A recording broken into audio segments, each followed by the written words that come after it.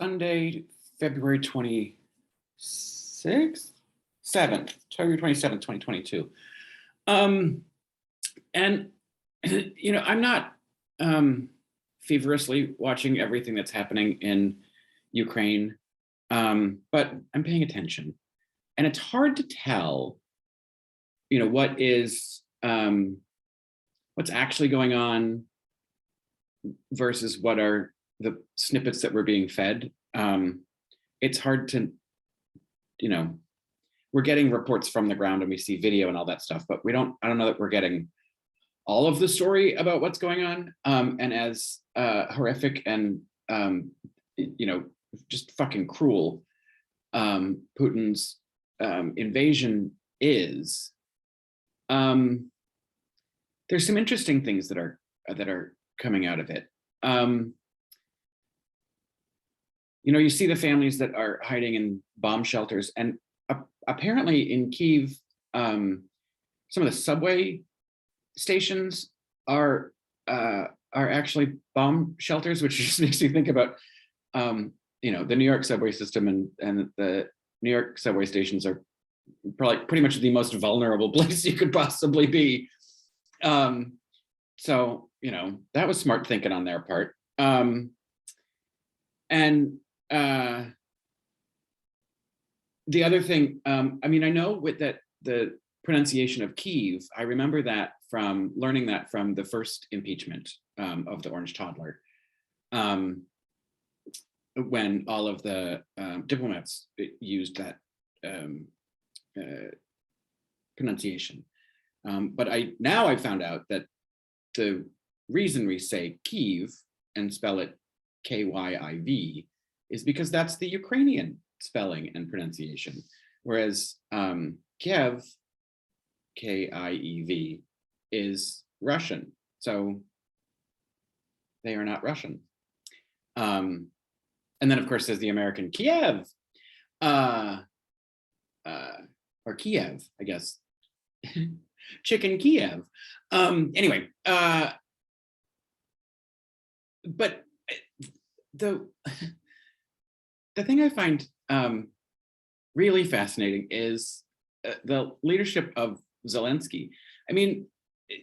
He's literally on the front lines in packs and gear and fighting. And you would never see that from a U.S. president or top official. They're in hiding in bunkers.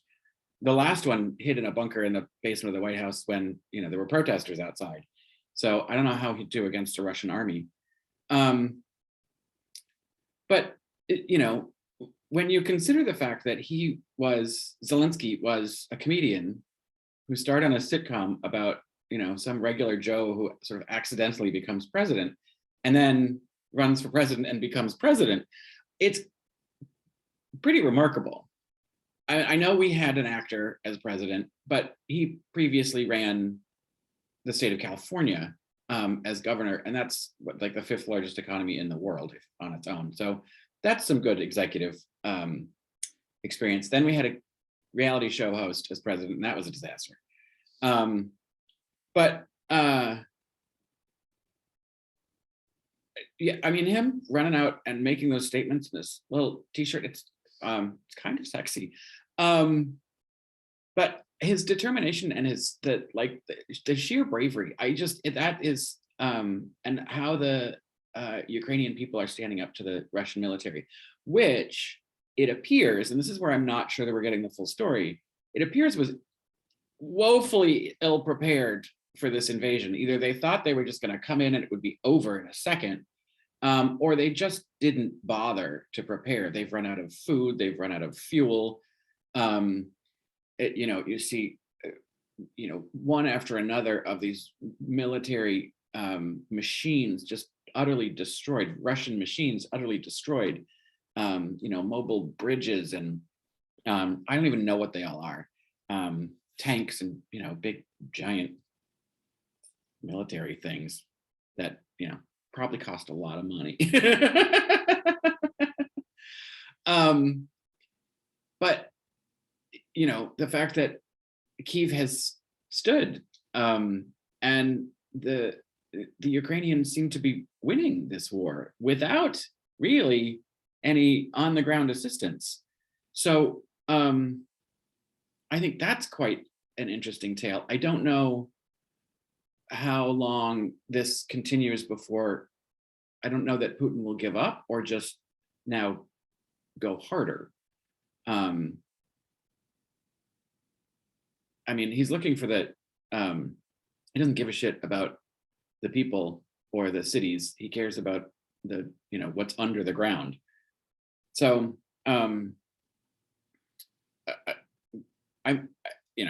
he does seem to be a little bit off his rocker. So it's difficult to determine what he'll do next, but it's incredibly inspiring to see the Ukrainians knock the shit out of the Russians.